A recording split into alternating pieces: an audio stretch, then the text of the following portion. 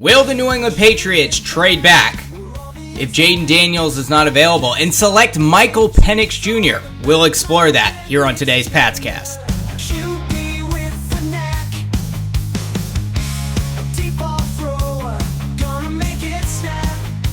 Welcome to Patscast. I'm Brad Whitaker. Be sure to listen to the end of the episode if you want to hear that full jingle. I gotta say, the AI music had a hard time pronouncing the last name Penix. You can guess how the pronunciation was originally working, but The Athletic's Diana Russini had a very interesting tweet that is setting Patriots Nation ablaze this Monday, and it has to do with the decision-making in the front office, or the ownership portion of the New England Patriots, rather.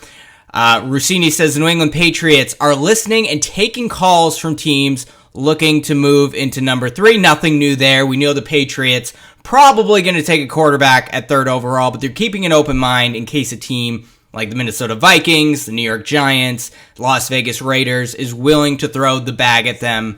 Number of draft picks, maybe even a player involved. I floated out some of those potential scenarios a couple of days ago on the podcast. Be sure to check that out. But Russini continues. Well, Elliott Wolf is running point. I'm told Patriots president Jonathan Kraft is heavily involved in the decision-making. Now, look, we've heard Wolf acknowledge the support the front office is receiving from ownership. He acknowledged that quite a bit in his press conference late last week, but this is the first we've heard of any sort of Kraft involvement in the actual draft selection decision-making. And you don't want to hear it, right? Like, you don't want to hear non-football guys are making decisions in the front office. You want football guys making football decisions. We've all seen what's happened over the last couple of decades with Jerry Jones in Dallas. Yes, I know they won some Super Bowls in the 90s, but as Jerry Jones has moved on from Jimmy Johnson and wrapped his tentacles around that organization, the Cowboys haven't gotten anywhere near the Super Bowl. They've had some good teams. They have a good team right now, but they cannot seem to get over the hump, perhaps because they don't have a real general manager there. In Dallas, I'm sure they have some titles, some names, some people who help with the scouting and the decision-making. They have an informal GM. But let's be honest, Jerry Jones is the guy who is making that last call. And this is a change of pace, right? Robert Kraft has always stressed. He always said this when Bill Belichick was there. He said it at the league owners' meetings this year, that ownership keeps themselves separate from those decisions. If this report from Diana Russini is indeed true, that was a lie. Like, that was a bold-faced lie on Robert Kraft's part. And yes, Jonathan Kraft is the son of Robert Kraft, but he is going to be the owner of the team once Robert Kraft moves on, and Jonathan Kraft really is taking this opportunity. He's probably been chomping at the bit for the last few years as Bill Belichick basically controlled everything within that organization, probably to a fault, particularly the last few years where he made a lot of poor draft choices. But now this is different. It looks like ownership is involved and Jonathan Kraft is in that decision-making process, and you don't want to hear it. I want Elliott Wolf being the final decider when it comes to these draft choices. I'm glad they're being collaborative. I'm glad they're getting input from Gerard Mayo, from Matt Grove, from Alex Van Pelt. They're sending all these scouts to all these pro days. They're having conversations, and then Elliott Wolf supposedly was going to be the final decision-maker there, but if Jonathan Kraft says, no, you want J.J. McCarthy, too bad, we're taking Drake May, or vice versa, or no, we're not trading back, we're taking a quarterback at number 3, I don't care what you get in return, that's not good. You do not want ownership making those decisions. Really tough news to hear today out of Foxborough. Maybe Diana Russini is wrong. I think she's been wrong before. I believe she was out of Tennessee before. Now she's at The Athletic. But she has been right on some reports this offseason. She has a decent track record.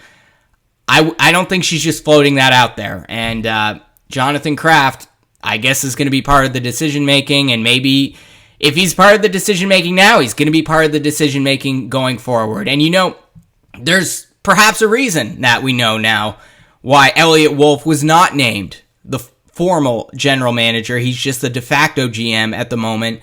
And we don't know if Elliott Wolf is going to hold that title after draft day, or if he's going to get fired or they're going to move on from him depending on the outcomes of the draft, or if they're going to hold formal interviews and hire a formal GM afterward. A bit strange considering this is the most important draft arguably in New England Patriots history, at least since they selected Drew Bledsoe, and you weren't hiring any GMs that way. And now Jonathan Kraft is part of that decision making. That's certainly going to turn candidates away if, in fact, you do want to move on from Elliott Wolf and bring in a formal GM.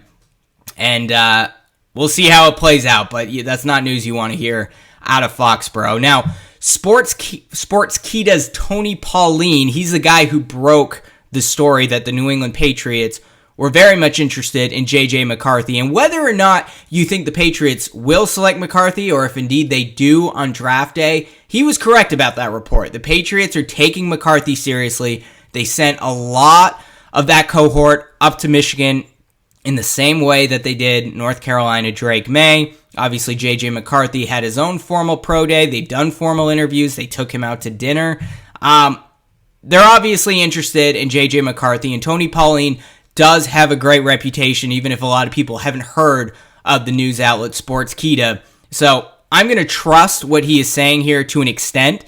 I will take some of it with a grain of salt, but here's what he says.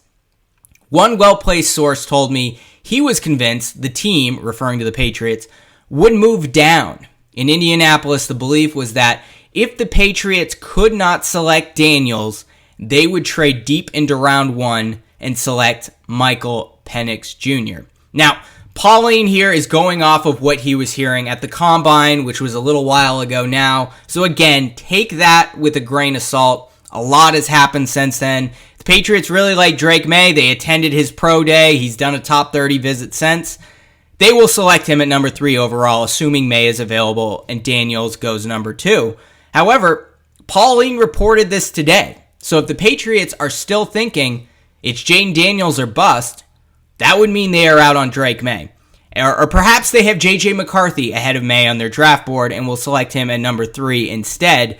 But from this report, if not much has changed after all these interviews, all these conversations, all these pro day visits, all these top 30 visits from the players, then, well, the Patriots may be looking to trade back during their short time on the clock once the Washington Commanders have selected Jayden Daniels at 2nd overall. So it's very possible we don't hear about this trading down until the Patriots are on the clock, which would be really interesting. And look, I've said this before. We don't know how the Patriots are ranking the quarterbacks on their draft board. It could go Caleb Williams, number 1, not available. Jayden Daniels, number 2. J.J. McCarthy, number 3. Drake May, number 4. And if that's the case, the guy at number 4, assuming the Patriots stand pat, is not going to be drafted. It's going to be the number 3 guy, and that could be J.J. McCarthy. But by the sound of this, maybe there is a big drop-off they see between Jayden Daniels and Drake May and J.J. McCarthy. And if that's the case, the Patriots will be looking to get that bag, that big trade from a team like the Minnesota Vikings, who I guess are high on Drake May, a team like the New York Giants, who I guess are also very high on Drake May from the reports that I've read and that I've heard. And that's perhaps the opportunity there to trade back. But look, Michael Penix Jr., if they do trade back to, let's say, hypothetically 11 and 23rd overall, which they would acquire from the Minnesota Vikings, he's going to be available. I'm not sure he's going to be available at 23, but he would be available at 11, and you probably would have to take Penix then, right? Because there are other teams that need quarterbacks, Las Vegas Raiders, for instance, who are drafting at 13. You probably would need to take the quarterback then, or else you're waiting. Maybe Bo Nix is available, or you're going to have to wait later on to draft a Spencer Rattler or the kid from FSU, or take a quarterback later, or you're riding Jacoby Brissett for a season, and then you're going to have to wait another year for the quarterback. So that's going to be a very tough decision for the Patriots. But if they like Penix and they say, look, there is not a big drop-off between these top 3 or 4 quarterbacks that we're looking at, Williams, Jayden Daniels, Drake May, and J.J. McCarthy, and Michael Penix, well, then I think you got to take him at 11th overall so you don't have another team drafting him between 11 and 23. And that would give the Patriots an opportunity, right, to address the quarterback position, address the left tackle spot, and address that boundary X wide receiver position within the first 34 picks. They have the second pick in the second round, 34th overall. And it's not a bad idea. We've heard the arguments about the Patriots trading down. Again, listen to the last podcast if you haven't yet, because you have a chance to fill all your needs at the beginning of the second round. You're going to get a first-round guy, perhaps, early in the second round, a guy who could start at that number one wide receiver spot or at that left tackle position, or get a really good receiver, 23rd overall. And then you got Michael Penix, a guy who could win the job in training camp and be ready on day one. And look, I've heard a lot of people really like Michael Penix. Albert Breer was talking about him on WEEI last week. He said, scouts don't love Penix. Coaches love Penix. And the reason why is Michael Penix throws probably the best, most accurate deep ball of any of these quarterbacks in the draft. And his issues really are the dink and dunk throws, the throws underneath, the intermediate throws. He's a little awkward there. When he's throwing deep downfield, there's no quarterback I've seen out of college more comfortable at making those plays than Michael Penix Jr. does. And coaches see that and they go, look, we can coach that out of him. We can teach him to throw 5, 10, 15-yard passes. Like, the real learning curve there is, how do you throw the deep ball? When do you throw the deep ball? We don't have to deal with that with Michael Penix Jr. Now, scouts see that and they go, I don't want to deal with that. I want a guy who is going to be willing to hit the safety valve and make the right decision and not be throwing the ball deep. But look, another issue with Michael Penix, obviously he's had lots of knee surgeries. He's had tears. He's had like 4 or 5 injuries throughout his career before he even got to the University of Washington. But it sounds like he's cleared all his medicals. He had a great pro day, ran an incredible 40-yard dash, had an even better vertical jump. He's an athletic guy, and a lot of people question his mobility, his speed, but they didn't ask him to run the football a lot at Washington. Instead, he was a pocket guy, but he does have decent footwork for the most part, can be elusive in the pocket, and can run when he needs to, and he's a lot faster than what you see when you watch the tape, than what you watch in the highlights. Now, is that going to translate to the NFL? Is he suddenly going to become a mobile quarterback? Is he going to be a guy who's going to be able to run QB sneaks like Drake May could? Is he going to be as elusive in the pocket as J.J. McCarthy can be? Is he going to be as fast as Jayden Daniels? Probably not. But certainly, a team that hasn't been able to throw the deep ball the last 3 years with Mac Jones, they're not going to have that problem with Michael Penix Jr. This is a guy who might be a top 10 quarterback if it weren't for the injuries, and if it weren't for some of those concerns that I raised about the short to intermediate throws, and if this weren't such a deep quarterback draft. You might be getting a steal with Michael Penix Jr., and you're getting additional draft assets, and then you're off and running if it works out. But big risk. We don't know how the Patriots feel about May. Don't know how they feel about McCarthy. We don't know how they feel about Penix deep down. He had a late top 30 visit. They really didn't even talk to Penix or show an interest in him until the last couple of weeks.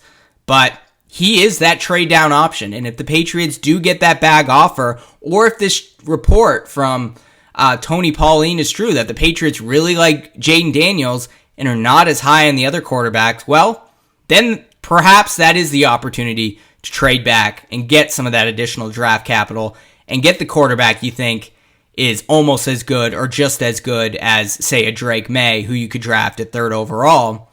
It's not the worst idea if that's how they're evaluating Michael Penix. We'll see what ends up happening there, but a lot's going to be coming out.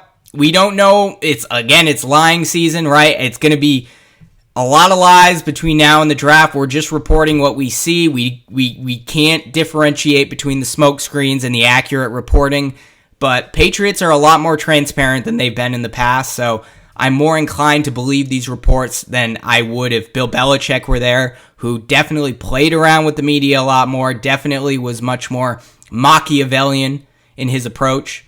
But hey, it's up to Jonathan Kraft at the end of the day, right? So I don't know. We'll see. But we'll be here at Pat's Cast. Lots of draft coverage in the coming days and the day of the draft. You don't want to miss it. Be sure to like this video, subscribe to this channel, or subscribe if you're listening on Apple Podcasts. And we'll be back tomorrow with more Patriots news.